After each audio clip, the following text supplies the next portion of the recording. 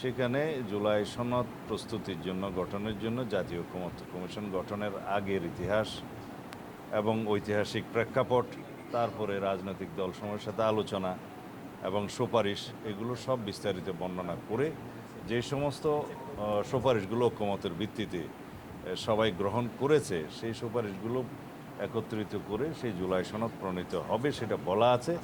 এবং এই সনদের উল্লেখিত মানে যে সনদগুলো, যে প্রতিশ্রুতিগুলো ওখানে উল্লেখিত থাকবে, সবাই একমত হয়েছে সেগুলো বাস্তবায়নের জন্য 2 বছরের একটা সময়সীমা ওনারা প্রস্তাব করেছেন জাতীয় সংসদের, পরবর্তী জাতীয় সংসদের গঠিত হওয়ার পরে। এবং সেখানে প্রতিশ্রুতি এবং অঙ্গীকার চেয়েছে রাজনৈতিক দলসমূহের পক্ষ থেকে। আমরা সেই অঙ্গীকার এবং প্রতিশ্রুতি আমরা প্রদান করেছি। আমরা সেই ড্রাফটের খসড়াটায় 2-1টি শব্দগত বাক্যগত অসামঞ্জস্য ছিল, সেগুলো সংশোধন করে জমা দিয়েছি। এবং সেটা বাস্তবায়নের পথে যে সমস্ত সাংবিধানিক সংশোধনী, অন্যান্য আইনের সংশোধনী, বিভিন্ন বিধি বিধান, রুলস এবং নিয়ম কানুনের সংশোধনের প্রয়োজন হবে, সেগুলো করার জন্য আমরা প্রতিশ্রুতি দিয়েছি, যেটা তারা চেয়েছেন। তো এই হিসাবে সেটা বাস্তবায়ন হবে।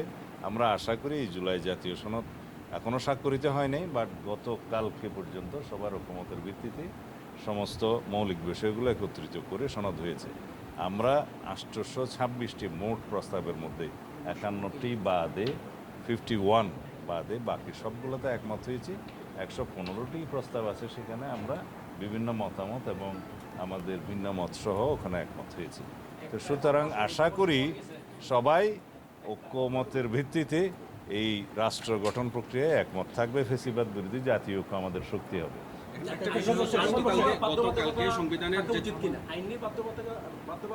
জনগণের সার্বভৌম ইচ্ছার উপরে কোনো আইন নেই।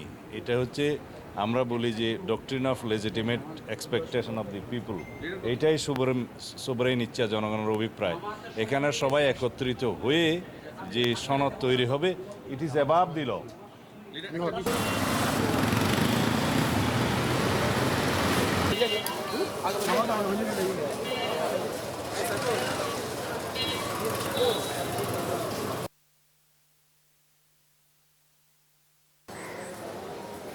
মারা গেছে কে জানেন?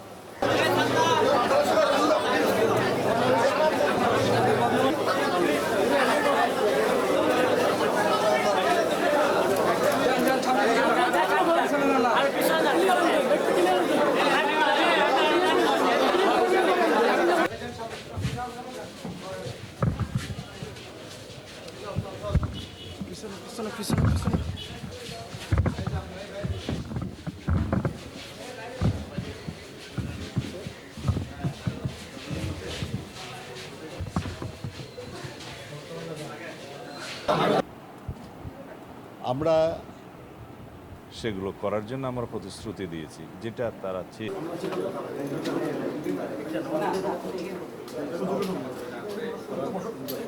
কিভাবে ভালো হয় আমরা এটা কামনা করতেছি।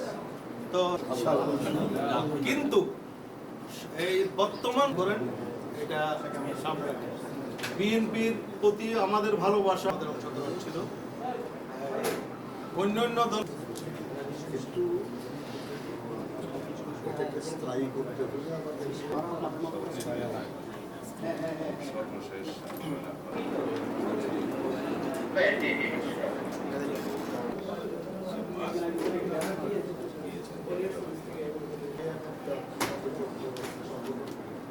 অনেকেই বিশেষ ভূমিকা পালন